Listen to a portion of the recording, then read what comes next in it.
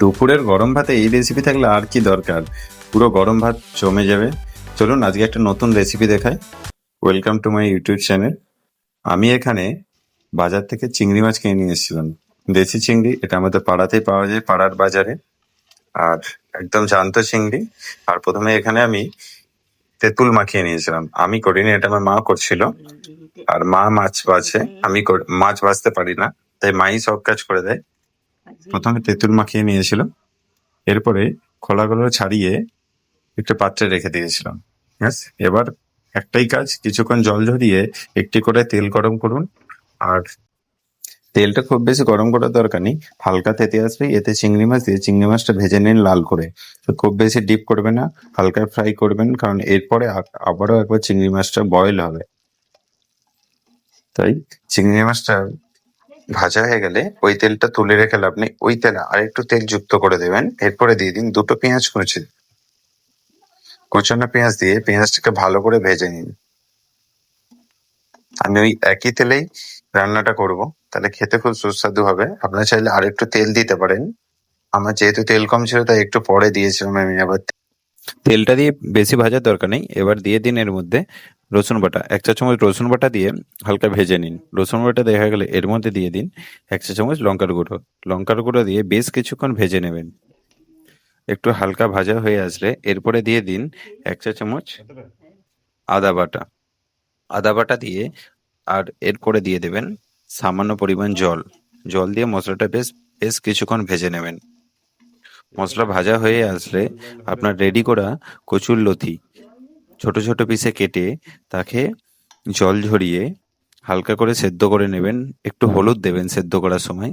আর খোলাটা অবশ্যই ছাড়িয়ে নেবেন। অনেকে আগে ছাড়িয়ে নেয়, অনেকে সেদ্ধ করার পরে ছাড়িয়ে নেয়। সেদ্ধ করার পরে ছাড়ালেও হবে, বা আগেও ছাড়িয়ে নিতে পারেন। খোলাটা ছাড়িয়ে এরপরে কচুর লতিটা এই মশলার মধ্যে দিয়ে দিন। দেখুন আমি এখানে সেদ্ধ করে রেখেছিলাম খোলা ছাড়ানো কচুর লতি। আমার একটু বেশি সেদ্ধ হয়ে গিয়েছিল, আপনারা একটু হালকা করে নেবেন। আর কচুর লতি দিয়ে খুব বেশি নাড়ার দরকার নেই, হালকা নেড়ে এর মধ্যে দিয়ে দিন 1 চা চামচ চিনি। চিনি দেওয়ার পরে ভেজে রাখা চিংড়ি মাছটা এর মধ্যে দিয়ে দেবেন। এরপরে দিয়ে দেবেন 1 চা চামচ হলুদের গুঁড়ো। আর এরপরে দিয়ে দেবেন পরিমাণ মতো লবণ। লবণ দেওয়ার পরেই চিংড়ি মাছটা দিয়ে ভালো, আর একটু সামান্য পরিমাণ জল দিয়ে দেবেন, তাহলে মশলাটা নাড়তে আপনাদের সুবিধা হবে। জল দিয়ে 2 থেকে 3 মিনিট ভালো করে কষিয়ে নিন। একটু হালকা ধোঁয়া বেরিয়ে আসছে দেখুন। আমি একটু হাই হিটেই রেখেছিলাম, এতক্ষণ লো ফ্লেমে ছিল মশলা কষার সময়, এখন একটু হাই হিট করেছিলাম। এরপরে দিয়ে দেবো লেবুর রস। আমি 1 ফালি পাতিল লেবুর রস দিয়েছিলাম। লেবুর রস দিলে খেতে খুব সুস্বাদু হয়, হালকা টক টক, আর ফ্লেভারটা খুব সুন্দর হয়। এরপরে একটু 1 বাটির মতো জল দিয়েছিলাম। জল দিয়ে রেসিপিটা আমি 5 থেকে 7 মিনিট ফুটিয়ে নেব। আর যদি আপনাদের মনে হয় যে এখানে লবণের পরিমাণ কম আছে, তাহলে একটু দিয়ে দেবেন অল্প পরিমাণ। আর স্পেশাল বলতে আমি এখানে দিয়েছিলাম সেদ্ধ করা কচুর টুকরো।